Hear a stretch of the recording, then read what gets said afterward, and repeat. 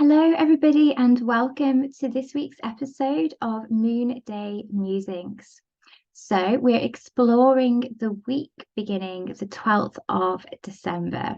So, I am talking to you on Monday, 12th of December, and the world around me is covered in snow and ice, and it's really starting to feel incredibly wintry and magical at the moment. So yesterday, I think it was yesterday morning was when we woke up here in Kimber to the world blanketed in snow. Not a huge amount of snow, but enough to get excited about. And I think it did snow last Christmas, but my daughter Orla was too little really to be aware of what it was.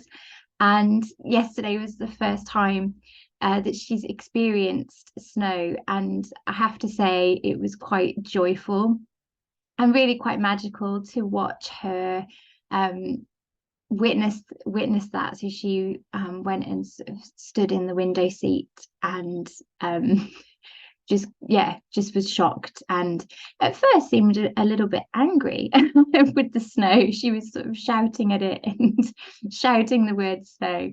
But yeah, we took her out for a walk yesterday afternoon, and she just loved it. And I thought, gosh, it's so wonderful to experience things through the eyes of a toddler, especially those things that she's not experienced before. And it was really magical yesterday because the third candle on the Advent wreath was lit yesterday, and the theme for the third candle is joy. And I'd already been thinking about that and pondering about, really seeking joy in nature at this time of the year because it is so beautiful. We had some exquisite frosts last week, which I know can be difficult when you're trying to get out of the house and you've got to scrape your car and things are slippy and the roads are difficult. So I know it's not without its inconveniences, but it is really beautiful. And I think it does make us slow down and really look at things. So we had these beautiful kind of first frosts last week, right around the time of the full moon, which I thought was really beautiful. And yeah, this arrival of the snow yesterday. So yes, seeing if you can connect to that word this week, joy. And what I would invite you to think about is not that kind of enforced merriment or enforced joy that sometimes we are expected to feel at this time of year, but that kind of the quiet joy, the joy in the small moments, the joy of witnessing the natural world at this time of year. Because as we spoke about last week, and I've kind of mentioned a few times, this time of year isn't the most wonderful time of the year for everybody, particularly if you're grieving. And it can be really difficult when you're being fed that message quite consistently through marketing and social media and just imagery of this time of year of, you must be jolly and you must be merry and you must think it's the most amazing time. And, if we're not feeling that, it can be really lonely and isolating to be told that you should feel like that. So as we connect to joy this week, as I said, don't feel that it has to be a performative experience of joy, or that you need to force yourself to be merry, but allowing it to feed on from last week's theme of peace. So something that I really needed to do last week was just take some time out. I found last week's full moon quite intense anyway, and I invite you to just have a little sit with how that moon showed up for you. It just felt very intense. I felt quite irritated. I felt quite overwhelmed and overstimulated. And on Friday, so the full moon was early hours of Thursday morning. On Friday, I just needed to go and be somewhere quiet without any people really. And I felt like Orla was really craving that as well, because it's a lot at the moment. And the sort of groups of classes that she goes to are all different as well at this time of year, because there's a lot of Christmas themed things. So there's just a lot more stimulation. And, you know, taking her into spaces, I don't know, like cafes are busier, and cafes are difficult with a toddler anyway. But, you know, going around the shops, there's a lot of music and there's a lot of things. And I just thought, you know what, I think I need to just go and be in nature. And I was with my parents on Friday, and we just went for this beautiful walk around the park where they live and around the cemetery where they live, because the cemetery there is just really beautiful, really well tended, and people had put these just beautiful flowers and wreaths and decorations, and it just felt really special to connect to the love that people were pouring in to that space. And you know, we have lost quite a few people this year, and so we were reflecting on that and moving through those feelings that we're going through. And I just felt this huge sense of comfort and relief. We all felt it, actually. We talked about it afterwards, and we all said we just needed some peace. And so that was one thing I wanted to mention this week. Is I know it's not easy because things are busy at this time of year. There's commitments, social engagements, things that need to be done, and we have responsibilities. But if there is any moments where you could just get outside, or be inside but be quiet, you know, winter is a time for quiet, it's a time for reflection, and it's a time to take stock. And I think we miss that so much in this busy modern world. You know, I think this is one of the things that people are so enamored by with cyclical living, is this reconnection and reclaiming of winter. Because what's required of us at this time of year is the opposite of what we intuitively want and need. We do feel more quiet and reflective, and maybe more sad, actually, as we're trying to come to terms with what has happened over the year. If we have lost people, you know, we're just trying to process all that has taken place, and we're not really allowed to do that. There isn't space created, so we have to take that space for ourselves. And sometimes it is going to be about saying no to things, particularly when you're feeling frazzled and overwhelmed. If you just say, do you know what, I just need a minute. I just need a little bit of peace and a little bit of quiet, and then finding the joy from those peaceful and quiet experiences.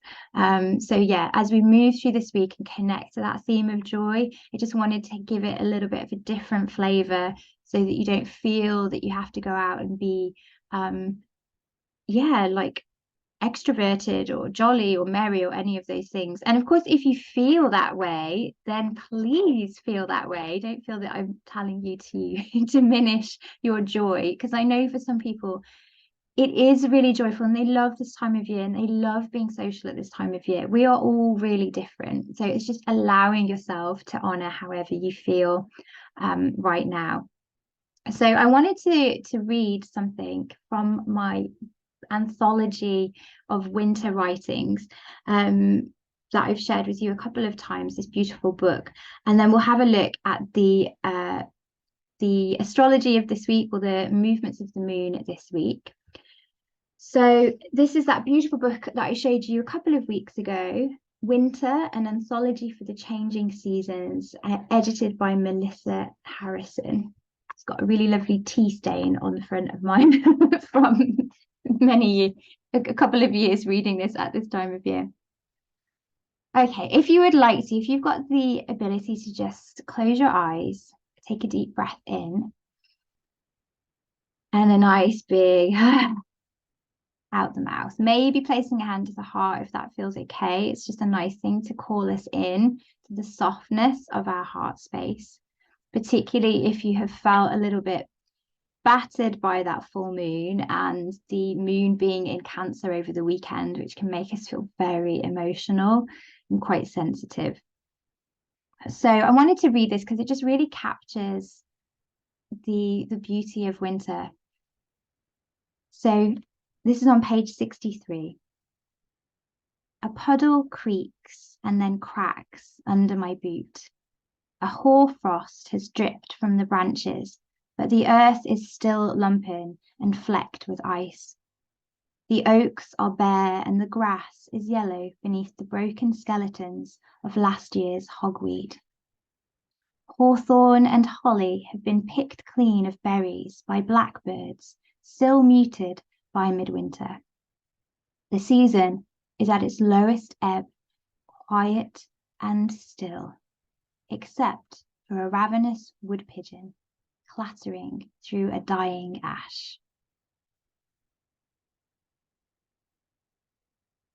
So reminding us here, particularly as we move through this week and next week, that we are in this lowest ebb of the cycle. So we have the winter solstice next week on Wednesday, the 21st, and we are now moving through the waning moon. So we're going to be journeying through the dark moon as we are experiencing the winter solstice. So we are at the like darkest, lowest energy point that we could be next week. So it is going to be really important to honor that energy and try and, as I said, try and give yourself a little bit of time out. Try and, I don't know, maybe get to bed a little bit earlier, thinking about really nourishing and supporting your body with I don't know, broths and soups and root vegetables and warming drinks that are good for you, like turmeric milk or moon milk, rather than reaching for the coffee all the time. So supporting ourselves through this low energy, things like restorative yoga and yoga nidra, meditation, just really, making the most of this low energy point. Because there's a lot of magic here. There's a lot of invitation to really connect to self and to really reflect on the year and glean some wisdom and some knowledge from the year that you can then take with you into next year. So let's have a little look at this week, and then I've got a new oracle deck to share with you and a new card to share with you for this week. So this week, it's a little bit of a after the full moon. So we are now in the waning gibbous stage. So we'll look up at the sky and the moon will still seem quite glorious, still fairly full. It's kind of like late summer in terms of the lunar cycle. And we're in the sign of Leo today and tomorrow. So Leo is a really nice sign to be in after a full moon and after that shift through Cancer, which can be quite emotional and can be quite sensitive. Leo is quite playful and creative and joyful, actually. So that is a nice connection there as well. We then are going to be moving into Virgo on Wednesday. And Virgo is a sign that it's kind of two things. So it's incredibly spiritual. It's often associated with the archetype of the priestess, but it's also really practical. They like lists, they like stationery, they like being organized and having everything together. And so what I would suggest perhaps this week is, whilst we've still got a little bit of that abundance of lunar energy, to use the Virgo moon days to get organized. So if you haven't, written your Christmas cards or looked at what you've actually bought, sometimes I was speaking to someone recently, they're like, I got all my gifts out thinking I was finished and I haven't finished at all. Or we get our gifts out and think, oh my God, I've bought the same person 3 different things. So it might be worth having Wednesday and Thursday and Friday, which are Virgo days, to get organized.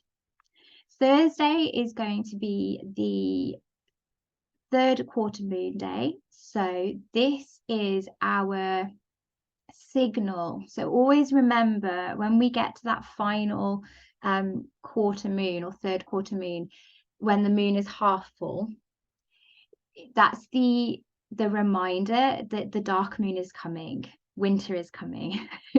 And it's the time to make preparations, just like we would at the autumn equinox. So it's that signal that low energy dark days are coming, and we need to prepare for that. So using this last little bit of leftover full moon energy to try and get things done, and to try and give yourself a little bit more space around that waning crescent into dark moon phase, where we're going to probably feel a lot more tired, have a lot less energy, feel a lot less external and outward. So Thursday, third quarter in Virgo, and then stays like that until Saturday. And then Saturday is our waning crescent moon in Libra. So when we get to that crescent moon shape, again, it's that indication that we're really getting now to the low energy of that particular lunar cycle. And then we'll talk more next Monday about working with the dark moon and the approach of the solstice. Okay, so thinking of this week really is preparation, beginning to think about how next week is maybe going to feel, and how you can put some self-care in place, because yeah, we've got dark moon next week, and we've got the winter solstice, which are these really low energy points calling us inwards: retreat, reflect, honor the dark, honor the crone. But of course, next week is the lead up to Christmas. So we're going to find that difficult. I think the conflicting energies, I know that I do. So just thinking about that, how can you care for yourself around that builder, knowing that there's these two really different energies at play. Okay, so yeah, we'll talk about dark moon next week, and we'll talk more about winter solstice next week. So what I want to share with you is the guiding oracle card for this week and my new oracle deck. So this arrived in the post last week. Seasons of the Witch Yule Oracle by Lorraine Anderson and Juliet Diaz, and it's illustrated by, I think I'm saying this right, Giada Rose. This deck has been on my wish list for a couple of years, and I got this as a little gift to myself because yeah, I really wanted to have a specific Yule deck to work with. And I thought this would be a really lovely deck for us to work with in the Green Witches course, which is beginning on the 21st of December. So the artwork in this book is just exquisite. Lots of symbology associated with midwinter and Yule, the solstice. Yeah, it is just glorious. So I've pulled us a card for this week, and here we go, turning inward. So the illustration here is a little bit creepy. It looks a lot like the ghost of Christmas Future from Christmas Carol. That the title has just gone out of my mind. A Christmas Carol. So the message here is: inside this veil of bone and flesh, I lay my soul to sleep. All the truths within thy breath have come to greet me.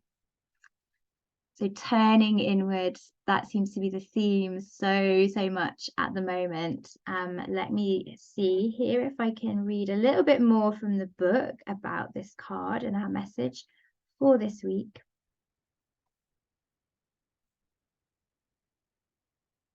Oh, all right, I've turned to that number and then it's not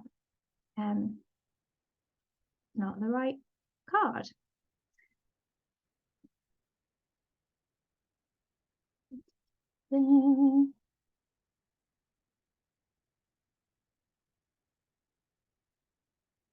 Here we go. Okay, keywords: connection, self-discovery, navigating inner landscapes.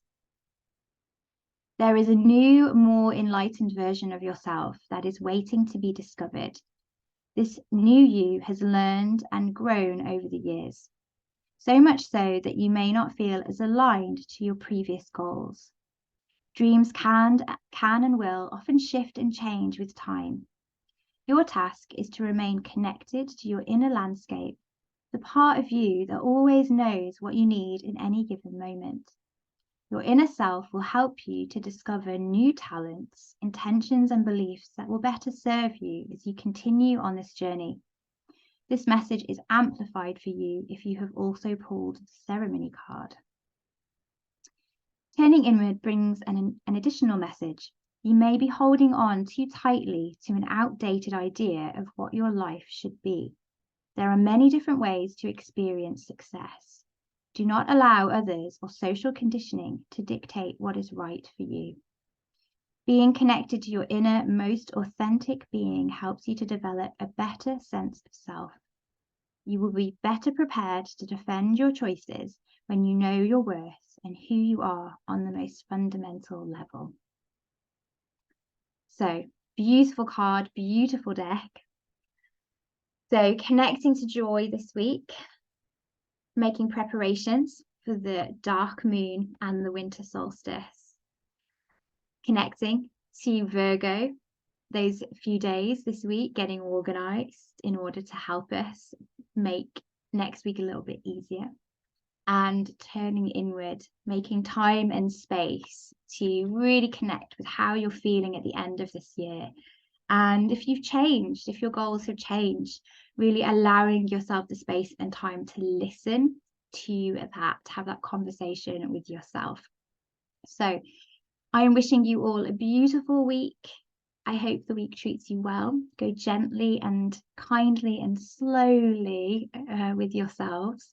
I'll be back next week to talk about the dark moon, the new moon in Capricorn, the shift into Capricorn season, and the winter solstice. Okay, so busy week next week.